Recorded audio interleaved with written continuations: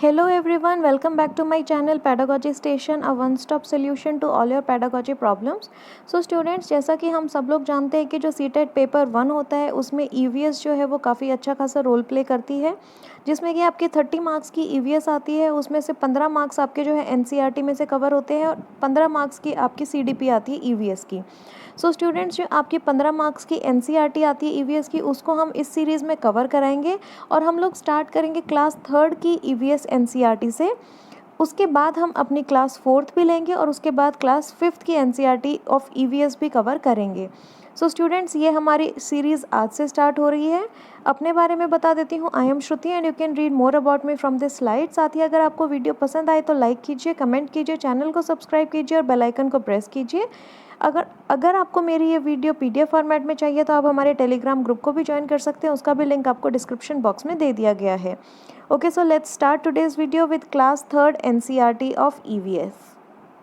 Okay, so हम लोग start करेंगे चैप्टर नंबर 3rd से, आपके ईवीएस की जो एनसीईआरटी है क्लास 3rd की उसके। और स्टूडेंट्स, हमने चैप्टर नंबर 1 और 2 को इसलिए कवर नहीं किया है क्योंकि उसमें कोई भी कंटेंट या कोई भी कॉन्सेप्ट ऐसा है ही नहीं जिसका कि कोई ना कोई क्वेश्चन बने आपके पेपर में, तो इसलिए हमने चैप्टर 1 और 2 को ड्रॉप कर दिया, उसको हमने किया ही नहीं है। चैप्टर नंबर 3rd में आपके एक दो कॉन्सेप्ट्स ऐसे हैं जिनके बेसिस पे आपके कोई क्वेश्चन बन सकता है पेपर में, तो इसलिए हम लोग चैप्टर नंबर 3rd के साथ ही स्टार्ट करेंगे। ओके, सो चैप्टर नंबर 3rd है आपका वाटर और वाटर, और ये आपको पेज नंबर 19 पे मिल जाएगा। और इसमें जब आप स्टार्टिंग में देखेंगे तो एक पोएम लिखी हुई है जिसमें कि आपका मोस्ट इम्पॉर्टेंट यहाँ पर है समवेयर इट इज़ ड्यू, जो कि आपका 3rd स्टैंजा में है कि somewhere it is dew, somewhere it is snow, steam is also water as you know. So student, ये जो 3rd स्टैंजा है ये कुछ important examination point of view से, क्योंकि इसमें जो है आपका क्वेश्चन क्या बन सकता है सीटेट के पेपर में कि what are the different forms of water, what are the different forms of water. Option दे देगा ड्यू, सेकेंड ऑप्शन दे देगा स्नो, थर्ड ऑप्शन दे देगा स्टीम, या फोर्थ ऑप्शन दे देगा ऑल ऑफ द अबव। इस तरह से आपका ये क्वेश्चन बन सकता है सीटेट के पेपर में कि what are the different forms of water. So student, यहाँ पर हम देख पा रहे हैं कि समवेयर इट इज़ ड्यू, कि कहीं ना कहीं पानी जो है वो एक बूंद की फॉर्म में मिलता है। नेक्स्ट लाइन है समवेयर इट इज़ स्नो, कि कहीं ये एक बर्फ़ के रूप में मिलता है, कहीं पर ये स्टीम के रूप में मिलता है। तो हम लोग देख पा रहे हैं कि वाटर के जो है यहाँ पर 3 फॉर्म्स दी गई हैं, ड्यू, स्नो एंड स्टीम। तो आपके पेपर में ये क्वेश्चन बन सकता है कि what are the different forms of water. Option दे देगा ड्यू, स्नो, स्टीम या ऑल ऑफ द अबव, तो आपका आंसर हो जाएगा ऑल ऑफ द अबव, क्योंकि यहाँ पर तीनों फॉर्म्स आपको वाटर की दी गई हैं। इसी में ही जब हम लोग नीचे आते हैं, water has forms so many, that is what से माई नानी। तो स्टूडेंट्स, इसमें क्या आता है, इसके बाद जो स्टैंजा आता है, the river flow, the waterfalls sing and water swells in lakes and springs. So student, ये जो आपका है the river flow, the waterfalls sing, तो इसमें आपका हो सकता है कि what are the different sources of water. तो आपको वो दे देगा the river flow, the waterfall sing and water swells in lakes and springs में। इसमें आपका क्या क्वेश्चन बना देगा कि what are the different sources of water, कि अलग अलग स्रोत बताओ पानी के, हमें कहाँ कहाँ से पानी मिलता है। तो वो ऑप्शन दे देगा रिवर से भी, बी वाटरफॉल, सी लेक्स, या 4 स्प्रिंग्स, या 5th भी दे देगा कि ऑल ऑफ द अबव। तो या इनमें से 3 दे देगा, 4th all of the above कर देगा, या 3 ये वाले दे देगा और क्वेश्चन बना देगा कि इनमें से कौन सा एक स्रोत नहीं है पानी का। तो स्टूडेंट, इस तरह से ये जो पोएम है इसमें से ये 2 क्वेश्चन आपके बन सकते हैं। एक तो है कि what are the different forms of water, like dew, snow and your like steam. ये इस तरह से आपकी 3 जो है ये फॉर्म्स हो गई वाटर की। और what are the sources of water आपकी हो गई है, एक रिवर हो गई है, एक वाटरफॉल हो गई है, एक लेक हो गई है, और एक हो गई आपके स्प्रिंग्स। स्प्रिंग्स मतलब ये जो चश्मे होते हैं, गर्म पानी के चश्मे होते हैं, इस तरह से। सो स्टूडेंट, ये आपके 2 क्वेश्चन बन सकते हैं इस वाले चैप्टर में से। उसके बाद हम लोग आएंगे अपने पेज नंबर 21 पर। पेज नंबर 21 पर स्टूडेंट सबसे ऊपर ही आपको मिलेगा water from where. Page number 21 पे सबसे ऊपर आपको मिलेगा वाटर फ्रॉम वेयर। तो इसमें आपको फर्स्ट लाइन ही दिख पा रही है, in the poem you read about rivers, waterfalls, lakes and springs, we get water from all these places. यहाँ पर ये क्वेश्चन दोबारा से बन गया है कि from which places do we get water. ये क्वेश्चन बन सकता है आपका कि कहाँ कहाँ से हमें पानी मिलता है, यही हमने पोएम में पढ़ा है। कहाँ से मिलता है? Rivers, waterfalls, lakes and springs. तो ये जो है आपका एक क्वेश्चन, दो क्वेश्चन बन गए इस चैप्टर में से। एक तो है what are the different sources of water, एक क्वेश्चन बना दिया है what are the different forms of water. तो ये दो आपके क्वेश्चन बन गए हैं इस वाले चैप्टर में से। इसके बाद हम आते हैं पेज नंबर 24 पर। पेज नंबर 24 पर जो है आपका सबसे टॉप पर आपको दिखेगा, in every row put a circle around one that is different from the others, also tell how it is different. तीसरा क्वेश्चन आपका इस चैप्टर में से ये बन रहा है। इसका सिर्फ जो फर्स्ट थिंग है, फर्स्ट जो इसका पॉइंट है वो सबसे ज़्यादा इम्पॉर्टेंट है, river, mountain, lake, pond and spring. Student ये जो क्वेश्चन है ये किस वे में क्वेश्चन बन सकता है कि व्हाट आर जो हमारे ये जो आपको चार ऑप्शन दे देगा उसमें से बता देगा कि इनमें से कौन सा एक नेचुरल सोर्स ऑफ वाटर नहीं है। तो इसमें से ऑड वन आउट क्या है? इसमें से ऑड वन आउट है आपका पॉन्ड। पॉन्ड आपका ऑड वन आउट इसलिए है क्योंकि पॉन्ड जो होता है वो नेचुरल नहीं होता है, वो मैन मेड होता है। लेक्स जो होती हैं वो नेचुरल होती हैं, लेकिन पॉन्ड जो होता है वो नेचुरल नहीं होता है, वो मैन मेड होता है। तो इसलिए जो है इसमें से आपका ये क्वेश्चन बन गया है थर्ड क्वेश्चन कि चार आपको ऑप्शन दे देगा, आपको बताने को बोल देगा कि इनमें से कौन सा जो है एक सोर्स जो है वो नेचुरल वाटर का सोर्स नहीं है। तो वो आपको ऑप्शन दे देगा रिवर, माउंटेन, लेक या पॉन्ड। तो स्टूडेंट जो पॉन्ड है वो इसमें से ऑड वन आउट हो जाएगा क्योंकि पॉन्ड जो है वो नेचुरल सोर्स नहीं होता है, वो मैन मेड सोर्स होता है। तो तीसरा क्वेश्चन आपका इस चैप्टर में से ये बन गया है।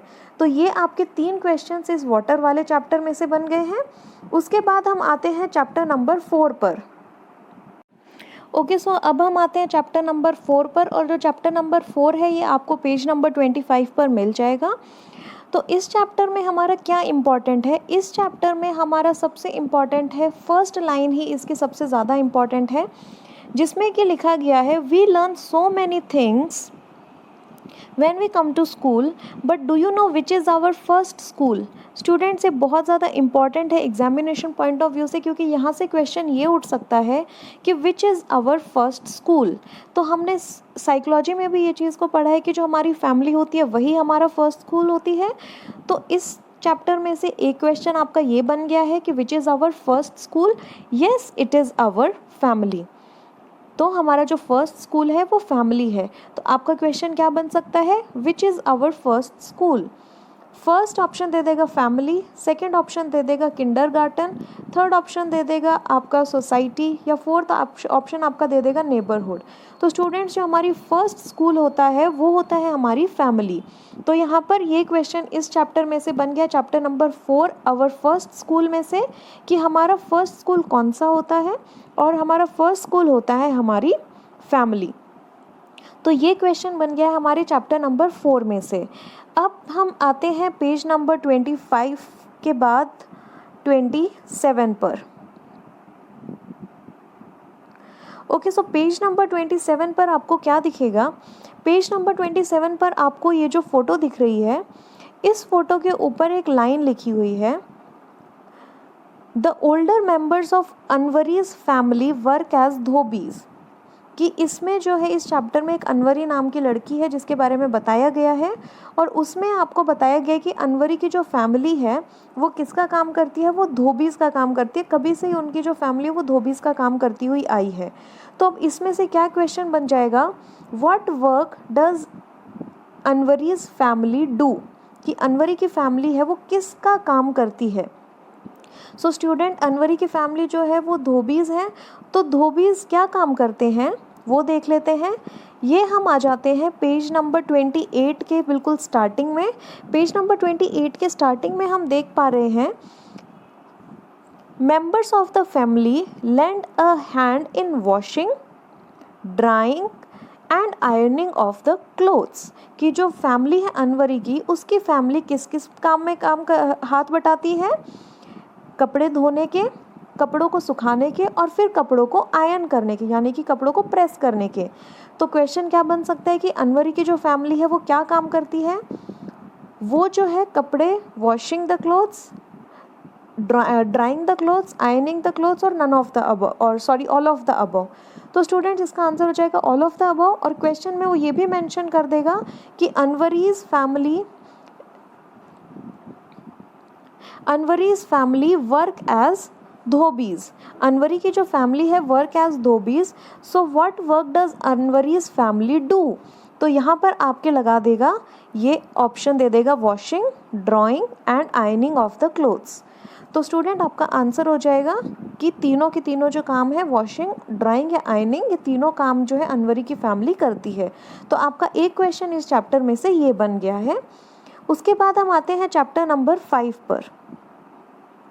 चैप्टर नंबर 5 आपको मिल जाएगा पेज नंबर 33 पर, जो कि है छोटूज house.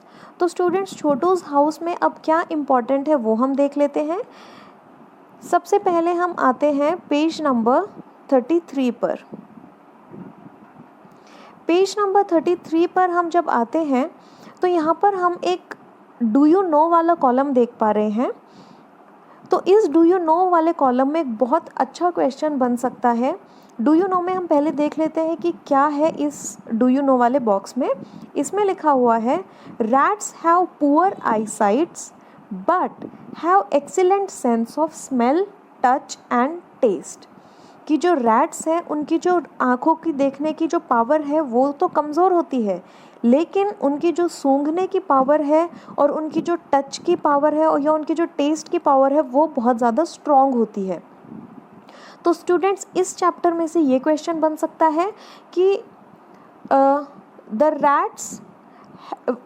Rats don't have which of the following qualities, कि रैट्स के पास, नीचे आपको 4 ऑप्शंस दे दिए जाएंगे, उनमें से बता दिया जाएगा कि रैट्स के पास इन चारों ऑप्शंस में से कौन सी क्वालिटी नहीं होती है। आपका क्वेश्चन ये भी बन सकता है इसमें से कि 4 ऑप्शन दे दिए, उनमें से आपको वो पूछ लेगा कि रैट्स में से इनमें से कौन सी क्वालिटी नहीं होती है, या ये भी क्वेश्चन बना सकता है कि रैट्स में इनमें से कौन सी क्वालिटी सबसे ज़्यादा पावरफुल होती है।